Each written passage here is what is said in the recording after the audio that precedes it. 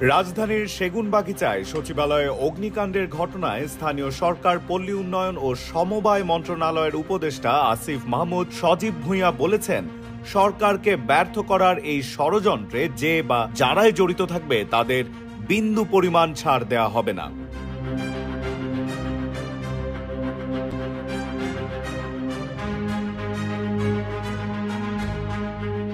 আসিফ তার ফেসবুকে লিখেছেন, স্থানীয় সরকার, পল্লী উন্নয়ন ও সমবায় মন্ত্রণালয়ের বিগত সময়ে হওয়া অর্থ লোপাট, দুর্নীতি নিয়ে আমরা কাজ করছিলাম। কয়েক হাজার কোটি টাকা লুটপাটের প্রমাণও পাওয়া গিয়েছিল। আগুনে কি পরিমাণ ক্ষয়ক্ষতি হয়েছে এখনো জানা যায়নি। আমাদেরকে ব্যর্থ করার এই ষড়যন্ত্রে যে বা যারাই জড়িত থাকবে তাদের বিন্দু পরিমাণ ছাড় দেওয়া হবে না। এই মুহূর্তে আছি নীলফামারীতে, যত দ্রুত সম্ভব ঢাকা ব্যাক করছি।